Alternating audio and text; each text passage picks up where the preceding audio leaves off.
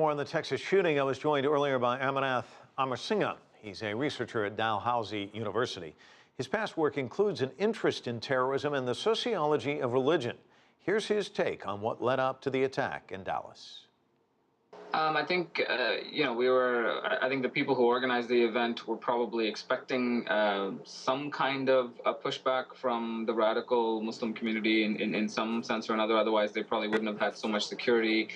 And they knew that someone like Geert Wilders was going to attend the event, and he's been on, a number of hit lists from Al-Qaeda to other organizations that generally don't like his stance and his kind of rampant comments that are blatantly Islamophobic and very much against the Muslim community. So there have been kind of a lot of pushback against both Pamela Geller and Geert Wilders for some time. So I think there was something to be expected, I guess, but. It should also be said that some of the leaders of the Muslim community in Texas, were trying very hard, and they sent out a lot of messages within the community to say, the best response to someone like Pamela Geller, the best response to someone like Geert Wilders is to simply ignore them. So don't even bother organizing a protest or anything even non-violent. Just kind of ignore the whole thing, because it's not like they're enormously popular.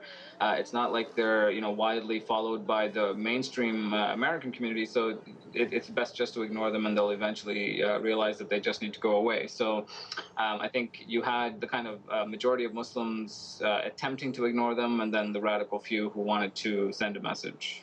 Amarnath, what are the similarities you see in this attack and past attacks? And also talk to us about the prevalence of threats when events like these are staged. I mean, and obviously, as you were pointing out, they're trying to poke folks, get a response. Clearly, violence is not the right response.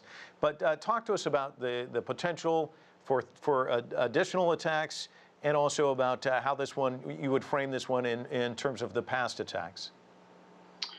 I mean, within the kind of broader Salafi or jihadi community, there is a kind of, a lot of talk about Western intervention in Muslim lands, Western attacks on Muslim lands, and the general kind of hostility towards the Muslim community in the United States. And they point to instances like this, the cartoons, whatever hijab or niqab controversy pops up, the mosque at Ground Zero, or the proposed mosque at Ground Zero, and the response to that as evidence that the Muslim community is not really welcome in the United States, not really accepted in the United States, and so events like this just kind of foster that sentiment and foster that worldview that exists within a very small subset of the Muslim community around the world, the ones that tend to support more radical fringe movements and things like that. So I think, the vast majority of Muslims that I've spoken to didn't even know an event like this was happening, didn't even know what this event was, and so we probably wouldn't even know about the event if it wasn't for the shooting.